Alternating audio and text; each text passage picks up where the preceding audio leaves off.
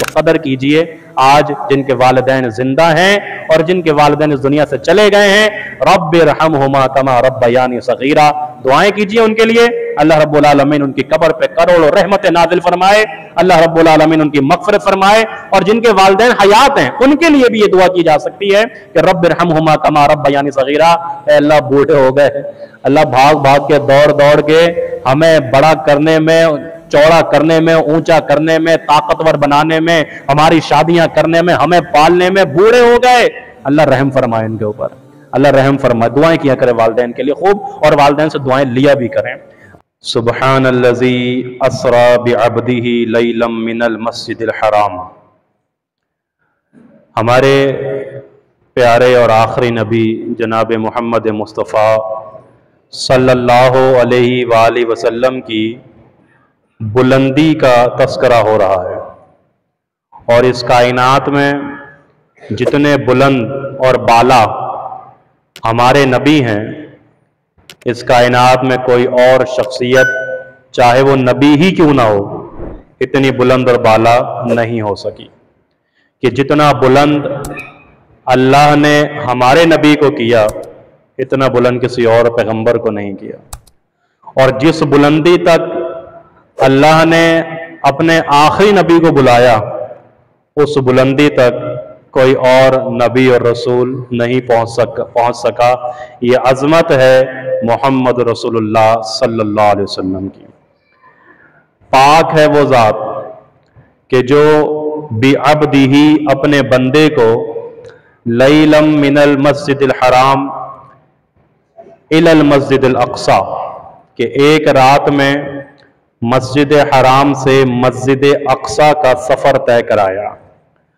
और असरा का मानी यही है कि जो ज़मीनी सफ़र है, जो ज़मीनी सफ़र है जो अल्लाह ने अपने नबी सल्लल्लाहु अलैहि वसल्लम को करवाया, और जो मेराज का तस्करा है, यानी जो आसमानों की सैर है, जन्नत और जहन्नुम के मनाजिर हैं, कि जिनके बारे में हमें सिर्फ बताया गया है, वो हमारे पैगंबर को दिखाया गया है। जिसके बारे में हमें सिर्फ बताया गया है, वो हमारे नबी को बाकायदा दिखाया गया है, और उसका जिक्र सूरह अन-नजम के अंदर मौजूद है। अल्लाह के नबी सल्लल्लाहु अलैहि वसल्लम मस्जिद अक्सा पहुंचे, और तमाम अंबिया और रसूल वहां पर वेट कर रहे हैं, इंतजार कर रहे थे अल्लाह के नबी सल्लल्लाहु अलैहि वसल्लम का। और अल्लाह के नबी अलैहिस्सलातु वस्सलाम मुसल्ला इमामत पर आए। जिब्रील अमीन ने उन्हें बताया कि ए मोहम्मद सल्लल्लाहु अलैहि वसल्लम, ये सब आपका इंतजार कर रहे हैं, और ये आपकी इमामत में नमाज अदा करेंगे। मालूम ये हुआ कि एक मुकाम और पता चला कि अल्लाह रब्बुल आलमीन ने हमारे नबी को इमामुल अंबिया बनाया। तमाम अंबिया आदम अलैहिस्सलाम से लेके सैयदना ईसा अलैहिस्सलाम तक तमाम पैगंबर और रसूल पीछे हैं, और मुसल्ला इमामत पे कौन है? मोहम्मद रसूलुल्लाह सल्लल्लाहु अलैहि वसल्लम है। और ये जो बैतुल मक़दस है, मस्जिद अक्सा है, फरमाया कोई मामूली जगह नहीं है, ये कोई मामूली शय नहीं है, बल्कि अल्लज़ी बारकना हौलहु, इसके इर्द गिर्द अल्लाह रब्बुल आलमीन ने बड़ी बरकतें रखी हैं। अल्लाह रब्बुल आलमीन ने इसके इर्द गिर्द बहुत ज्यादा मुबारक चीजें रखी हैं। जभी तो ये यहूदियों को और काफिरों को ये पसंद नहीं है कि आज वो उनके चुंगल में है। अल्लाह से दुआ करें कि अल्लाह रब्बुल आलमीन उसको आज़ादी भी नसीब फरमाए, और फ़लस्तीन के मुसलमानों की अल्लाह रब्बुल आलमीन गैबी मदद फरमाए। उसके बाद अल्लाह फरमा रहा है कि इन्ना हाज़ल कुरान यहदी लिल्लती ही अक़वम, कि जो कौम भी सीधा चलना चाहती है, जो कौम भी सीधा चलना चाहती है, हमारा यह कुरान उसको सीधा चलाने पर कादिर है। यानी हमारी तरफ से इतनी हिदायत है, इतना रुश्द है इसके अंदर कि अगर तुम सीधा होना चाहते हो, और तुम अकीदे में सीधा होना चाहते हो, तुम अमल में सीधा होना चाहते हो, तुम अखलाक में सीधा होना चाहते हो, तुम मामलात में सीधा चलना चाहते हो, तुम अपनी तिजारत में सीधा चलना चाहते हो, तुम किसी भी जाविये में सीधा चलना चाहते हो, ये कुरान मौजूद है तुम्हारी हिदायत के लिए, तुम्हारी हिदायत के लिए मौजूद है। फिर अल्लाह रब्बुल आलमीन फरमा रहा है,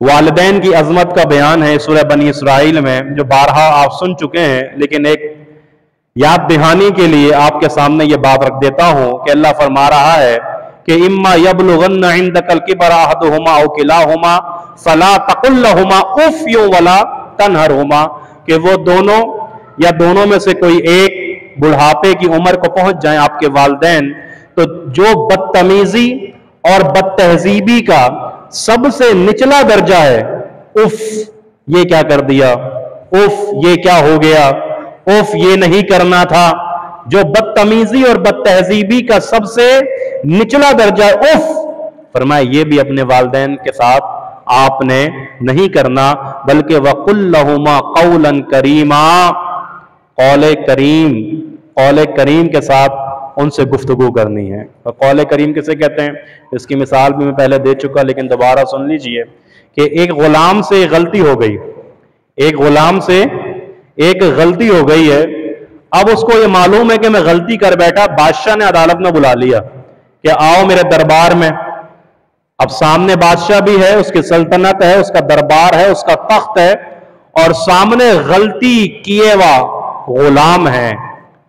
तो फरमाया कि जिस तरह वो गुलाम आकर बादशाह के दरबार में उससे गुफ्तगू करेगा, उसका सर झुका हुआ होगा, उसकी कमर भी झुकी हुई होगी, चेहरे पे निदामत होगी, परेशानी होगी, और वो जिस अंदाज से जी हुजूर करके अपने सामने खड़े बादशाह से गुफ्तगू कर रहा होगा, फरमा इस अंदाज से अपने वालिदैन से गुफ्तगू करनी है। ये कौल करीम है, ये कौल करीम है। नौजवानों को सीखना चाहिए, समझना चाहिए। और आगे अल्लाह फरमा रहा है, वक़्फ़िज़ लहुमा जनाह ज़ुल्ल मिनर रहमा, अल्लाहु अकबर, कि उनके लिए अपने इन बाहों को फैला लो, अपने बाजुओं को खोल लो, और इतनी शफकत और मोहब्बत का मुजाहिरा करो कि वो अपने गम, अपनी परेशानियां और अपनी मुसीबतें भूल जाएं। मोबाइलों से निकलो, कमरों से निकलो, वालिदैन को वक्त दो, वालिदैन को टाइम दो। अगर वालिदैन को आज टाइम ना दिया तो ये जो उनके सफेद बालों से जो घर में चांदनी होती है ना, और जब ये मांद पड़ जाएगी तो फिर पछतावे के अलावा और कुछ नहीं होता। आज वक्त दे दीजिए, आज अगर गलती हुई है तो माफी तलाफी कर लीजिए, और उनके साथ मोहब्बत और हुस्न सलूक से पेश आइए, और अपने इन बाजुओं को खोलकर उनका इस्तकबाल कीजिए। एक मुफस्सिर ने दिलचस्प तबसरा करते हुए ये भी लिखा है कि ये अपने हाथों को ऊपर उठाने का क्या मकसद है। उन्होंने कहा कि अपनी जेबों से अपने वालिदैन के लिए अपने हाथों को ऊपर उठा लो, कि वालिदैन जब कुछ मांगे तुमसे, सवाल करें कुछ तुमसे, कुछ चाहिए हो उनको, तो जेबों पे अपने हाथ नहीं रख लेना कि तुम्हें तुम्हारी औलादे याद आ जाए, पहले तुम्हारी बीवी तुम्हें याद आ जाए, पहले तुम्हें दीगर घर के मामलात याद आ जाएं, और उसके बाद तुम कहो जी खर्चा तो है नहीं मेरे पास, पैसे तो है नहीं। तो फरमाया अपनी इन जेबों से अपने वालिदैन के लिए अपने हाथों को ऊपर उठा के रखो और उनकी जरूरत का ख्याल करो, वगरना जब वो चले जाएंगे तो फिर आप बोलोगे काश इनके लिए आज ये चीज लेकर आता, सामने रखता कि खा लें, काश आज ये पकाता, काश आज ये पहनाता, काश आज ये सरप्राइज देता उनको। ये काश काश हो जाएगा, उसके बाद कोई सुकून और तस्कीन नहीं मिलने वाली। तो कदर कीजिए आज जिनके वालिदैन जिंदा हैं और जिनके वालिदैन इस दुनिया से चले गए हैं। रब्बिरहमहुमा कमा रब्बयानी सगीरा, दुआएं कीजिए उनके लिए, अल्लाह रब्बुल आलमीन उनकी कब्र पे करोड़ों रहमत नाजिल फरमाए, अल्लाह रब्बुल आलमीन उनकी मगफिरत फरमाए। और जिनके वालिदैन हयात हैं उनके लिए भी ये दुआ की जा सकती है कि रब्बिरहमहुमा कमा रब्बयानी सगीरा, अल्लाह बूढ़े हो गए, अल्लाह भाग भाग के दौड़ दौड़ के हमें बड़ा करने में, चौड़ा करने में, ऊंचा करने में, ताकतवर बनाने में, हमारी शादियां करने में, हमें पालने में बूढ़े हो गए, अल्लाह रहम फरमाए इनके ऊपर, अल्लाह रहम फरमाए। दुआएं किया करें वालिदैन के लिए खूब, और वालिदैन से दुआएं लिया भी करें। आगे अल्लाह फरमा रहा है कि इन्नल मुबज़िरीन कानू इख्वान शयातीन। देखें एक चीज है इसराफ, इसराफ किसे कहते हैं कि आप बेहद खर्च कर रहे हैं, बेहद खर्च कर रहे हैं, और इतना खर्च कर रहे हैं कि अपने पल्ले भी कुछ नहीं रहा। ये मना किया शरीयत ने, ऐसा नहीं करो। ये फजूल खर्ची हमें पसंद नहीं है। एक चीज है पहनने के लिए तो बस है, मौजूद है, ठीक है, जरूरत नहीं है दूसरे की। खाना मौजूद है, 1 महीने का राशन पानी मौजूद है, तो दीगर लवाजमा, फरमाया फजूल खर्ची हमें पसंद नहीं है, और ना ही हमें कंजूसी पसंद है। और जो फजूल खर्च होते हैं और जो बेजा खर्च करने वाले होते हैं, फरमाया ये तो शैतान के भाई हैं, शैतान के भाई। लिहाजा ना कंजूसी और ना फजूल खर्ची, ये दोनों अल्लाह रब्बुल आलमीन को पसंद नहीं। उसके बाद अल्लाह फरमा रहा है कि वला तक़्तुलू औलादकुम खशियत इमलाक, लोगों अपनी औलादों को भूख और अफलास के डर से कत्ल मत करो कि खाएगा कहां से। अबॉर्शन करवा लेते हैं, अबॉर्शन लोग करवा लेते हैं, खवातीन करा लेती हैं, कुछ मर्द हजरात उनको कहते हैं कि ऐसा करा लो कि कहां से अखराजात पूरे करेंगे, मामलात कैसे चलेंगे, आगे गाड़ी कैसे बढ़ेगी।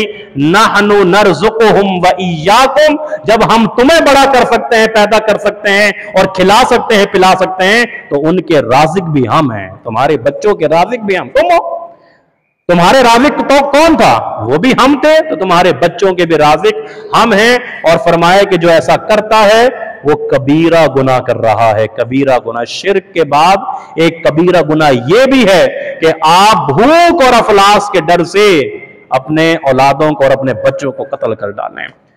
अल्लाह रब्बुल आलमीन हमें इससे महफूज रखे।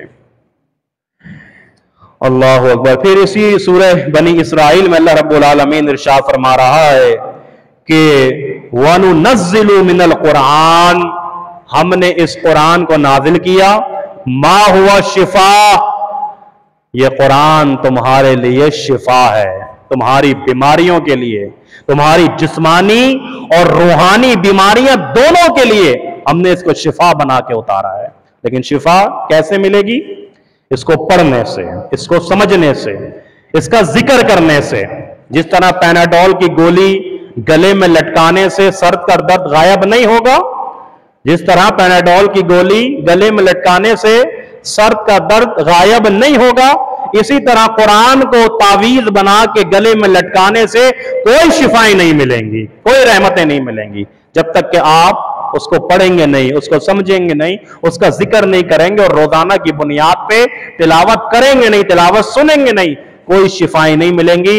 आप यकीन जाने कि आप घरों में अपने कुरान की तिलावत का एहतमाम करें, आपको किसी को भी दम झाड़ फूंक के लिए घर में बुलाने की जरूरत नहीं पड़ेगी। यही आपको शिफाएं देगा अल्लाह के हुक्म से। आपको जरूरत नहीं पड़ेगी कि इसको ले जाओ दम करा दो या फलाने को बुला के दम करवा लो। भाई कुरान तुम्हें पढ़ना आता है, कुरान तुम पढ़ते रहो, कुरान पढ़ते रहो, पढ़ते रहो, अपने घर वालों को भी कहो।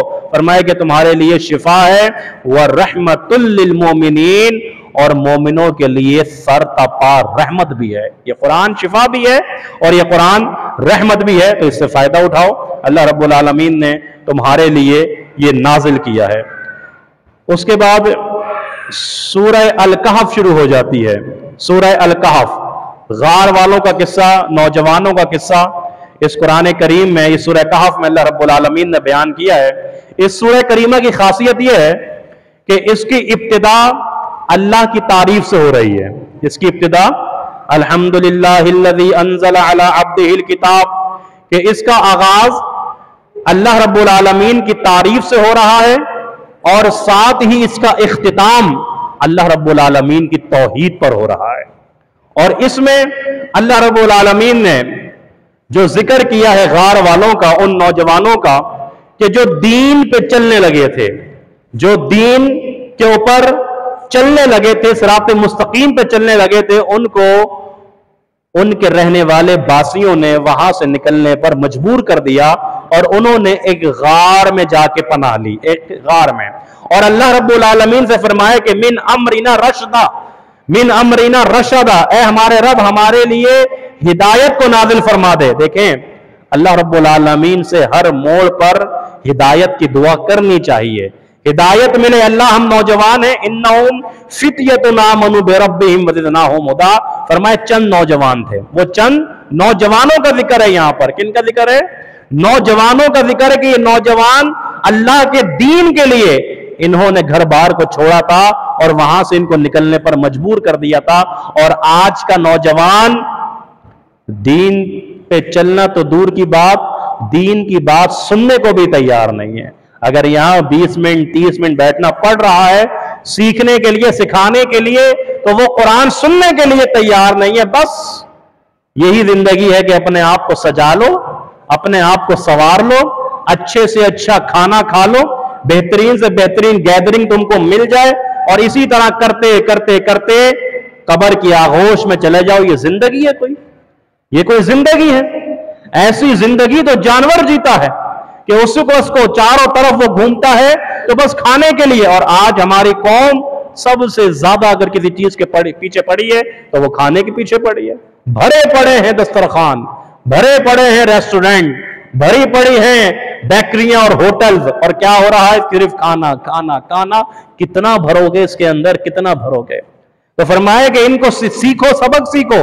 ये नौजवान थे, ये नौजवान, और ये ईमान लाए थे अल्लाह पर, और अल्लाह रब्बुल आलमीन ने इनके ईमान को बढ़ा दिया। और इनका ईमान क्या था? इनका ईमान यह था कि वरबतना अला कुलूबिहिम इज़ कामू फकालू रब्बुना रब्बुस समावाति वल अर्द, कि उनके दिल इस चीज पर मजबूत हो गए थे, हमने मजबूत कर दिए थे उन नौजवानों के दिल इस चीज पर कि अल्लाह रब्बुल आलमीन ही है कि जो जमीन और आसमान का रब है। रब्बुना रब्बुस समावाति वल अर्द लन नदउ मिन दूनिही, और हम अल्लाह के अलावा किसी और को पुकारने वाले नहीं है। ये तौहीद वाले मवाहिद नौजवान थे। अल्लाह ने इनको 300 साल के लिए गार में सुला दिया था, इनकी हिफाजत के लिए। इनकी हिफाजत के लिए अल्लाह रब्बुल आलमीन ने गार में इनको 300 साल तक के लिए सुला दिया। और हिफाजत इस तरह की कि वतर शम्स इज़ा तलअत तज़ावरु अन कहफिहिम, कि सूरज इनके मुंह पे भी नहीं पड़ता था, कि सूरज की किरणें अगर पड़ जाएं तो शायद ये जाग पड़े, अगर सूरज की किरणें पड़ जाएं तो इनको परेशानी होगी। तो फरमाए कि हम सूरज को पहाड़ के किनारे किनारे से ले जाया करते थे। अल्लाह की कैसी मदद आती है। और फरमाए लगता ही नहीं था कि ये सो रहे हैं, बल्कि इनको देख के लगता था कि ये जाग रहे हैं। और जब सो रहा हो बंदा और लगे कि वो जाग रहा है तो उसकी थोड़ी आंखें खुली होती है ना, आंखें खुली होती है। बल्कि लिखा भी है लोगों ने, मुफस्सिरीन ने, कि इनकी आंखें खुली हुई थी। ये खुली हुई आंखों के साथ पुरसुकून सो रहे थे। तो अगर आज कोई खुली हुई आंखों के साथ सोता है ना, ये ना समझेंगे वो बीमार है। लोग बोलते हैं अरे ये देखो ये सो रहा है, इसकी आंखें खुली हैं, आदि कोई बीमारी है। बीमारी नहीं है, डॉक्टर्स भी कहते हैं कोई बीमारी नहीं है ये। तो फरमाया कि ऐसे सो रहे थे कि जैसे ये सो नहीं रहे बल्कि जाग रहे हैं। और अल्लाह ने फरमाया हमने गार में ऐसा सनसनीखेज माहौल पैदा कर दिया था कि कोई अगर वहां आना भी चाहता, जो बहुत जिगरे वाला होता, दिल गुर्दे वाला भी होता, वो भी उस माहौल को देख के वहां भटकता नहीं था। और फिर इससे बढ़कर क्या कि हमने वहां एक कुत्ता भी रख दिया उनके लिए, वो भी अपने पांव फैलाकर, अपने बाजू फैलाकर वहां गार के कोने पर, मुंह पर गार के वहां वो सोता रहा। देखें अल्लाह हिफाजत कर रहा है इन नौजवानों की। और कुत्ते का जिक्र भी कर रहा है अल्लाह, कुत्ते का भी जिक्र कर रहा है। नापाक है, पलीद है, लेकिन जब उसको माहौल मिला अच्छा, जब उसको माहौल मिला दीनदार लोगों का, तो अल्लाह ने उस कुत्ते का भी जिक्र कर दिया।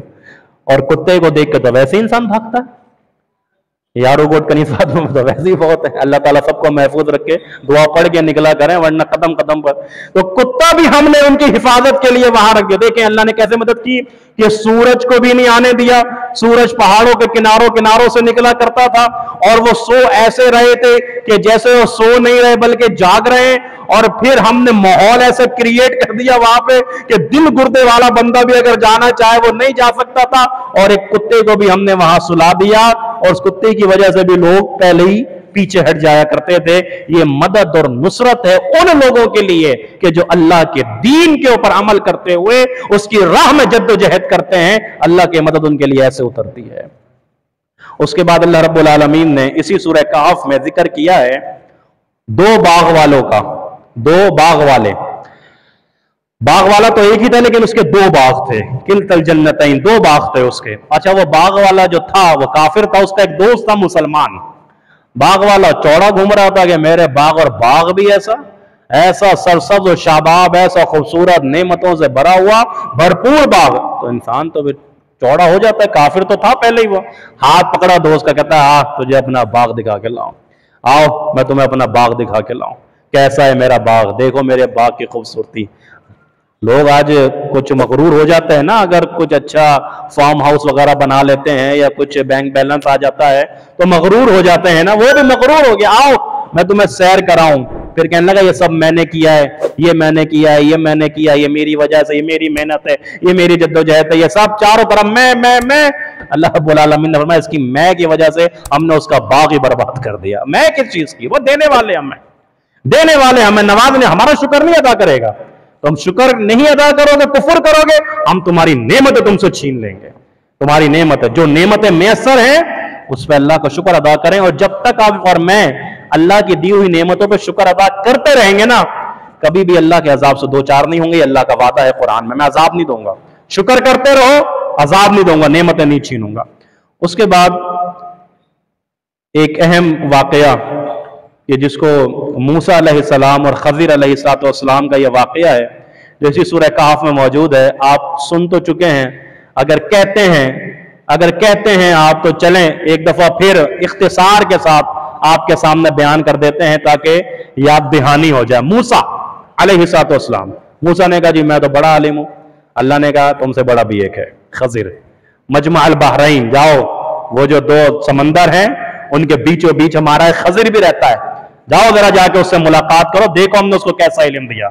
मूसा तुम तो ये दीवार तक देख सकते हो, खज़िर को हमने वो इल्म दिया कि वो दीवार के पार भी दे सकता है, और ये इल्म देने वाले भी हम हैं।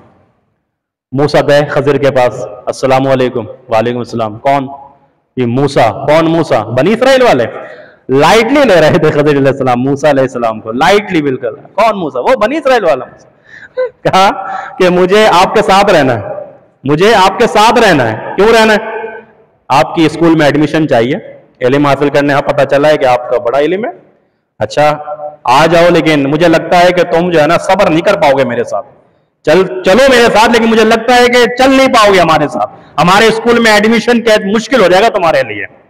मूसा अलैहिस्सलाम ने फरमाया नहीं, आप मुझे ले लीजिए, मुझे आप सब्र करने वालों में से पाएंगे।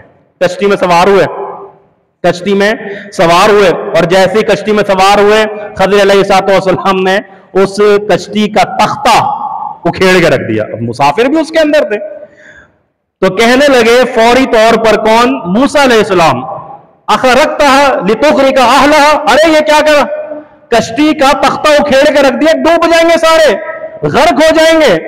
लक़द जीत शय्यन इम्रा, ये जो आपने काम किया है ना, ये काम मुनासिब नहीं है, मुनासिब काम नहीं किया। आला ला मकुल्लका इन्नका लन तस्तती माई सबरा, मैंने कहा था ना सबर नहीं करोगे मेरे साथ, सबर से लो, सबर से। फरमाया कि अच्छा मुझसे भूल हो गई है, अब मैं सबर कर लेता हूं। ये इल्म की अहमियत है कि मूसा चलकर आए हैं इल्म सीखने के लिए, और ये खज़िर उस्ताद हैं कि जो उनको अदब भी सिखा रहे हैं कि अगर इल्म सीखना है तो इन अदब और एहतराम को मलूज़ खातिर रखना होगा आपको, और अगर नहीं तो आपका दाखिला नहीं होगा, आप चले जाइएगा वापस। कहा नहीं, अब मुझसे भूल हो गई, अब नहीं। फरमाया कि एक बस्ती के पास पहुंचे, क़ाला अक़तलता नफ्सन ज़किय्यतन बिग़ैरि नफ्स, वहां बच्चे खेल रहे थे, उसमें से एक बच्चे को पकड़ा, गर्दन मरोड़ दी, मार दिया उसको। लक़द जीत शय्यन नुकरा, मूसा ने कहा ये तो आपने बहुत ही बदतरीन काम कर डाला, जान को मार डाला।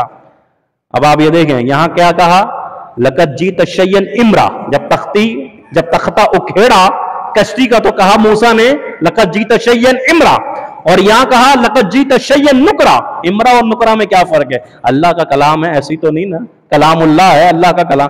इमरा यानी वो चीज के जो रिपेयर के लायक हो, वहां इमरा का लफ्ज़ इस्तेमाल होता है। कश्ती रिपेयर हो सकती है, टूट गई, तोड़ दी, कोई बात नहीं, ठोका ठाकी करके दोबारा रिपेयर किया जा सकता है। जीत शय्यन नुकरा, लेकिन जिस बंदे लड़के की मुंडी मरोड़ दी, वो मर गया, उसको वापस कैसे ला सकते हैं? तो यहां इसलिए नुकरा का लफ्ज़ इस्तेमाल हुआ कि जो रिपेयर नहीं किया जा सकता। फिर मूसा ने कहा कि खज़िर ने कहा, मैं फिर आपने देखें बोल दिया बीच में, मैंने आपसे कहा था। आप कहने लगे कि बस अब आखिरी एक मौका दे दें, लास्ट चांस दे दें। उसके बाद मैं ऐसा नहीं करूंगा, बल्कि मैं आपके साथ ही रहूंगा और आपके साथ सीखूंगा। दोनों एक बस्ती की तरफ पहुंचे, मूसा और खजिर। फरमाया कि खाना मांगा उन लोगों ने, दोनों ने। और दोनों कौन है? बशर हैं, पैगंबर नबी रसूल जो होते हैं वो कौन होते हैं? बशर। और बशर को जरूरत होती है खाने की। खाना मांगा दोनों ने खाना मांगा, बस्ती वालों ने मना कर दिया, खाना नहीं दिया। वैसे ही मूसा तो जलाली थे, गुस्सा तो उनको आ गया। मूसा अलैहिस्सलाम को गुस्सा आया, अल्लाह अकबर।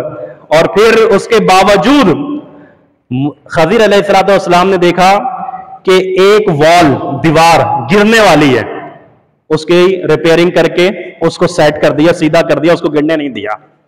और फिर फवजद फीहा जिदारन युरीदु अन यनक़ज़ फ़अक़ामा, उसको खड़ा कर दिया दीवार को वापस।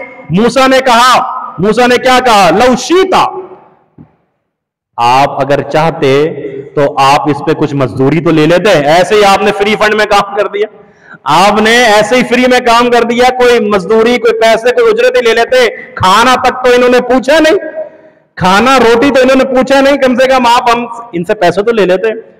फरमाया क़ाल हाज़ा फ़िराक़ु बैनी व बैनिक, बस मूसा बस, बहुत हो गई बातचीत, अब आप और मैं अलग अलग रास्ते पर, आप अपने रास्ते पे, मैं अपने रास्ते पर। लेकिन ये सुन लो, ये जो 3 काम हुए हैं, ये 3 काम क्यों हुए?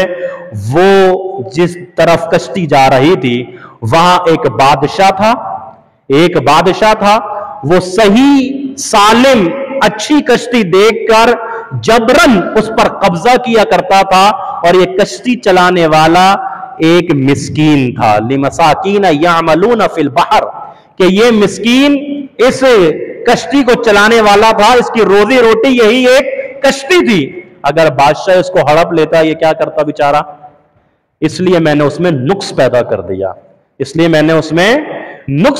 दिया। और ये नुक्ता मैंने पहले भी बताया कि ये अंबिया की सियासत है।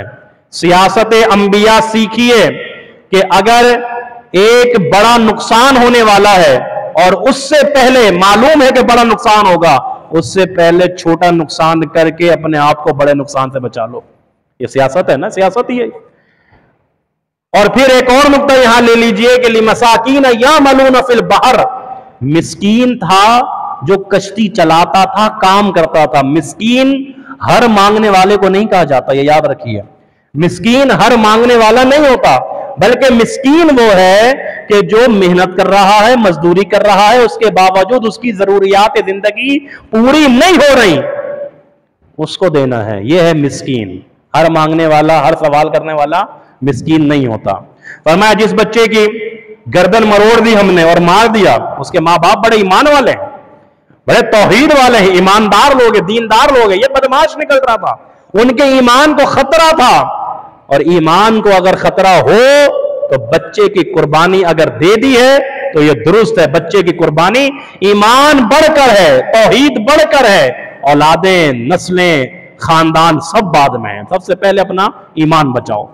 और वो देखो, अब ये एक बहुत तवज्जो तलब बात है जो आखिरी है। फरमाए कि वह अम्मल जिदार फकान अली गुलामैन यतीमैन फिल मदीना, जिसकी दीवार हमने सीधी कर दी ना जिस बस्ती में, वो यतीम बच्चों के हवाले से उनके बाप ने उस जमीन के नीचे खजाना रखा हुआ था उनके लिए। अगर वो दीवार गिर जाती, बस्ती वाले उस खजाने को लूट लेते। और अल्लाह ने माल की हिफाजत क्यों फरमाई? उस बंदे के माल की हिफाजत क्यों फरमाई? वकान अबूहुमा सालिहा, फरमाया कि हमने इन बच्चों के माल की हिफाजत इसलिए फरमाई कि उनका वालिद नेक आदमी था। ये नेकी नस्लों में कन्वर्ट होती है, नस्लों में तब्दील होती है, ये नस्लों में पहुंचती है ये नेकियां। अल्लाह रब्बुल आलमीन नेकियों की इतनी कदर करता है। आप सोचे मैं बच्चे के लिए जमीनें छोड़ जाऊं, प्लॉट छोड़ जाऊं, बैंक बैलेंस छोड़ जाऊं, लेकिन बच्चा या बच्ची अगर सही ना निकले, तरबियत उनकी सही ना हुई, वो 2 दिन में आपकी सारी प्रॉपर्टी खा जाएगा, वो सारी। लेकिन अगर आपने उसको नेक बना दिया, नेकोकार बना दिया, तो उसी प्रॉपर्टी में अल्लाह रब्बुल आलमीन बरकत भी रख देगा और उसकी हिफाजत भी फरमाएगा। इसलिए बैंक बैलेंस से बेहतर है नेक बनाया जाए, अपनी औलाद को नेक तरबियत दी जाए। अच्छा, उसके बाद इसी सूरह कहफ में जिक्र है जुल्करनैन का, ये बादशाह था जुल्करनैन। और अदल और इंसाफ देखें, जहां इसके 3 सफरों का जिक्र है, इसने 3 सफर किए हैं, उन 3 सफरों को मैं बयान नहीं कर रहा क्योंकि टाइम बहुत हो रहा है, लेकिन ये याद रखिए कि अदल और इंसाफ जिस मुआशरे में होता है, जिस मुआशरे में होता है, वहां अल्लाह की रहमत होती है।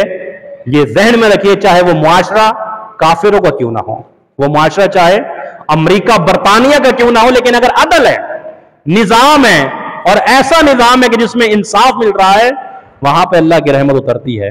और अगर अदल नहीं है, इंसाफ नहीं है, मारे मारे फिर रहे हैं, कोर्ट कचहरी के चक्कर लग रहे हैं, सालों गुजर रहे हैं, बूढ़े हो रहे हैं, लेकिन कोई सुनवाई नहीं हो रही, वहां अल्लाह की रहमतें नहीं उतरती। एक वाकया था एक बच्चे का, अमेरिका या बरतानिया का।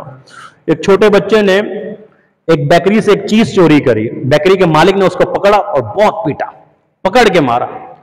पुलिस वालों के आवाज, पुलिस वालों ने भी मारा, हाथ साफ किए, और चोरी करता शर्म नहीं आती। जज के सामने पेश किया गया, इंसाफ की बात। जज ने कहा चोरी क्या की है आपने? बच्चे ने कहा ब्रेड, मैंने ब्रेड डबल रोटी वो चोरी की। कहा क्यों चोरी की है, पैसे क्यों नहीं दे? बाप का है? कहा बाप का इंतकाल हो गया। कहने लगा बाप का इंतकाल हो गया, मां तो बीमार पड़ी, मां तो बेचारी बीमार, तो उससे पैसे ले आता। कहा पैसे कैसे लाता, सारा पैसा तो उसकी दवाइयों में खर्च हो रहा है। भूख लगी थी, भूख, मां को भी भूख लगी थी, मुझे भी भूख लगी थी, इसलिए मैंने वो ब्रेड इसके बेकरी से चोरी की। जज साहब ने फैसला जारी फरमाया इंसाफ के साथ, अदल के साथ। कहा जितने भी अदालत में लोग बैठे हुए सब एक एक पाउंड, 1 पाउंड 1 पाउंड, एक एक पाउंड सब जमा करें, और जमा करके वो इस बच्चे को दें। और बेकरी के मालिक की सरजनिश करते हुए कहा कि देख तो लिया करो, पूछ तो लिया करो, 10,000 पाउंड तुम्हारे ऊपर भी जुर्माना है, इस बच्चे को अदा करो। पुलिस वालों को भी डांटा। तो ये इंसाफ, ये अदल, ये इंसाफ और अदल जहां, ये फौरी फैसला हो गया, फौरी। अगर यहां होता, अल्लाह अकबर, यहां अगर ये मामलात होते, और इस तरह के कितने केसेस हैं, चल रहे हैं, भुगत रहे, कोई सुनवाई नहीं है। फरमाया कि अगर रहमतें चाहते हो तो फिर अदल और इंसाफ वाला मुआशरा कायम करो। फिर इसी, आखिरी बात कर रहा हूं, इसी सूरह मरियम 16वें सिपारे में सूरह मरियम का आगाज होता है, और सूरह मरियम में सैयदना ज़करिया अलैहिस्सलाम का जिक्र हो रहा है। अल्लाहु अकबर। फरमाया कि इज़ नादा रब्बहु निदाअन खफिया, वो ज़करिया के जो बूढ़े हैं वो अपने रब को चुपके पुकार रहे हैं, चुपके। जरूरी नहीं है कि हर नमाज में ही जो है ना वो कुनूत नाज़िला हो रही हो और रो के लोग सर पे उठा लियो छतों को और दुआएं मांग रहे हो।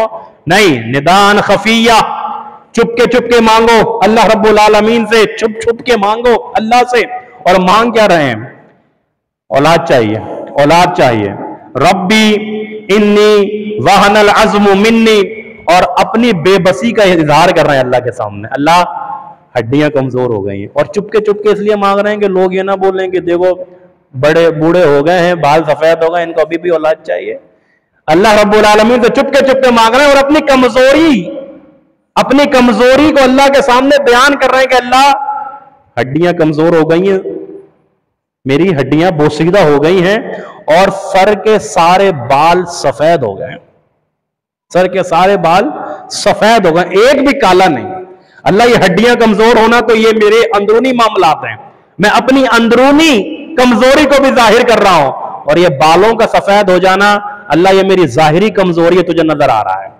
देखें ये मांगने का अंदाज है, कमजोरी का इज़हार करें अल्लाह के सामने। अल्लाह और फिर फरमाया कि वलम अकुम बिदुआइका रब्बी शकिया, अल्लाह इससे पहले भी जब मांगा करता था, मतलब जवानी में जब मांगा करता था तो महरूम नहीं रखता था, तू देता था। जब मैं ताकतवर सेहतमंद था तब तू देता था, आज तो बूढ़ा हो गया, हड्डियां कमजोर हो गई है, आज तो तू उससे ज्यादा नवाजेगा मुझे।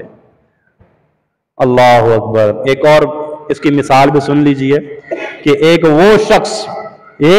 वो शख्स नौजवान की जिसको नौजवानी में ही कोई तकलीफ है, बीमारी है, वो एक साहिब हैसियत के पास जाकर कहता है हजरत मेरे साथ ये मसला है, जवानी की उम्र में ही मेरे साथ ये मसाइल हो गए, अगर मेरे कोई हेल्प हो जाए, मदद हो जाए। नहीं होनी चाहिए आपकी हेल्प, क्योंकि आपके साथ मसाइल है, बीमारी है।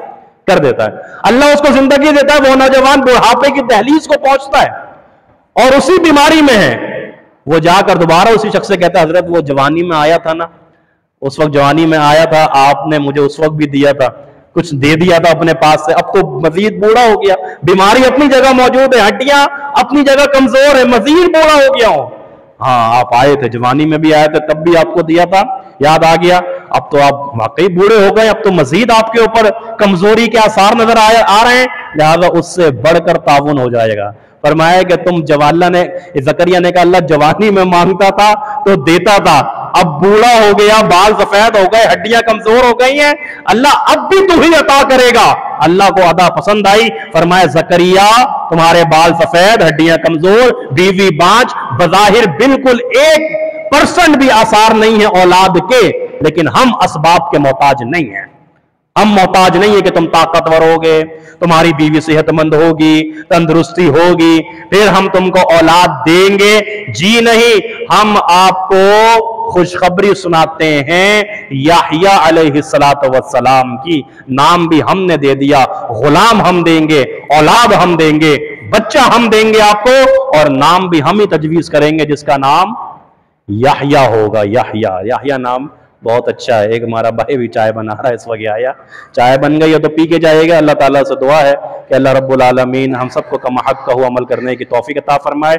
इंशाअल्लाह कल इसी सूरह मरियम के साथ अल्लाह ने चाहा तो 17वें सिपारे को इंशाअल्लाह पढ़ेंगे। अल्लाह रब्बुल आलमीन हम सबका यहाँ बैठना अपनी बारगाह में कबूल मंजूर फरमाए।